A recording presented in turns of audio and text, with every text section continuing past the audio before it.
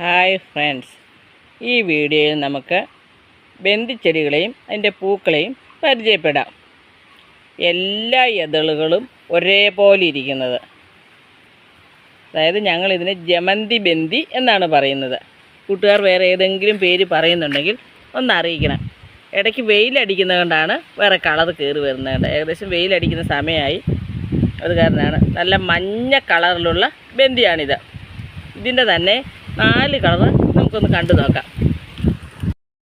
Light മഞ്ഞ കളറിലുള്ള ഒരു പൂവാണിത്. ഇതിൻ്റെ എല്ലാ ഇതളുകളും ഒരേപോലെ.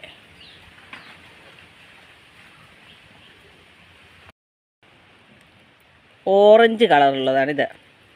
ഇതിൻ്റെ പൂക്കൾ ഇതളുകൾ കുറച്ച് വിരിഞ്ഞു വരുന്നതേ ഉള്ളൂ. ആദ്യം ഉണ്ടായ പൂക്കളെല്ലാം ഉണങ്ങി. ഇപ്പോൾ അവസാനം ലാസ്റ്റ് വിരിഞ്ഞു തന്നെ ബന്ദിയാണ്. ഈ ഓറഞ്ച് കളറായിരുന്നു കൂടുതൽ, നമ്മുടെ ഇവിടെ കൂടുതലായിട്ടും കാണപ്പെടുന്നത് ഈ ഓറഞ്ച് കളറാണ്. നടുക്ക് വിരിഞ്ഞു വരാനുള്ള ഭാഗമാണ് ഈ കാണുന്നത്. ഇതെല്ലാം വിരിഞ്ഞു വരുമ്പോഴേക്കും ഞാൻ ആദ്യം കാണിച്ച ബന്ദിയുടെ ഇതുപോലെ തന്നെ ഇതും വരും.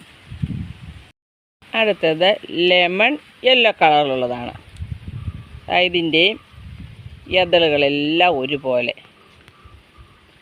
വേറെ പൂക്കളുമുണ്ട്, മൊട്ടുകളുമുണ്ട്, ഉണങ്ങിയതുമുണ്ട്.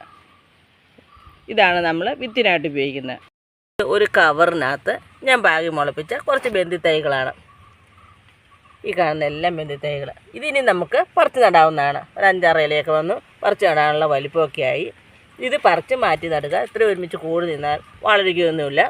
ഇത് പറിച്ച് മാറ്റി നടുക, വെള്ളവും വളമൊക്കെ കൊടുക്കുക.